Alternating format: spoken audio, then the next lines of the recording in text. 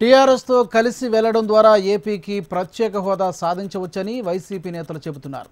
ఇందుకోసమే KCR federal ఫ్రంట్తో కలుస్తున్నామంటున్నారు. టీఆర్ఎస్తో వైసీపీది పొత్తు కాదని అంటున్న సజ్జల రామకృష్ణారెడ్డితో Satish face to face.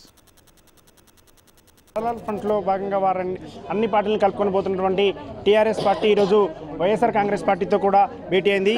TRS party working president KTR ఈరోజు జగన్ గారితో సమావేశం జరిగింది. సార్, ఏ విధమైనటువంటి చర్చలు ఈరోజు వైఎస్ఆర్సీపీ అదేవిధంగా టీఆర్ఎస్ పార్టీ మధ్యలో జరిగాయి సార్?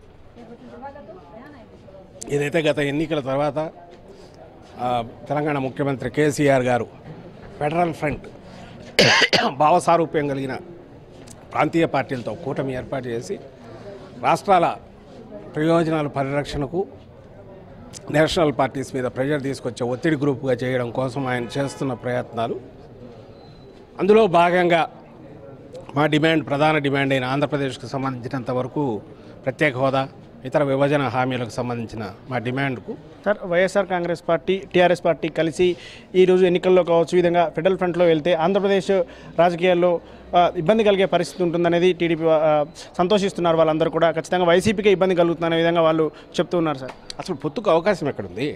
టీఆర్ఎస్ పార్టీ ఆంధ్రప్రదేశ్లో పోటీ చేస్తుందా? లేదు కదా. లేనప్పుడు పొత్తు ఉంది అక్కడ. మేమైతే ఈ ఎలక్షన్లో చేయగలిగి ఉండి కూడా ఈసారి దాని మీద దృష్టి పెట్టాం కాబట్టి మేము చేయలేదు. అలాంటి ప్రయత్నం చేసింది చంద్రబాబు నాయుడు గారు. ఆయన హరికృష్ణ గారి సేవం దగ్గరే ఇది చేశాడు. అది రాజకీయ పొత్తు.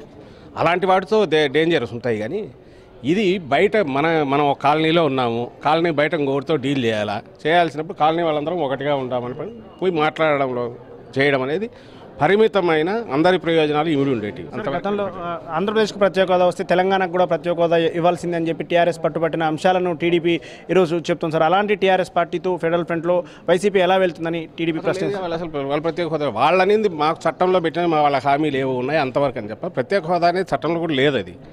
సో వాళ్ళు అడిగింది వాళ్ళకేమన్నా వాళ్ళవి చేయండి, మాకు ఇచ్చిన హామీలు మాకు తీర్చండి అని తప్ప ప్రత్యేక హోదాని వాళ్ళు ఎప్పుడు అనలేదు.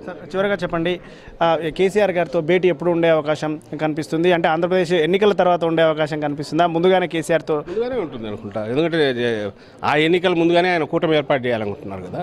ఆయన ఇనిషియేటివ్లో భాగంగా ఈయన వీళ్ళను బట్టి ఆయన వీళ్ళను బట్టి ఒకసారి తీసుకుంటారు. రైట్.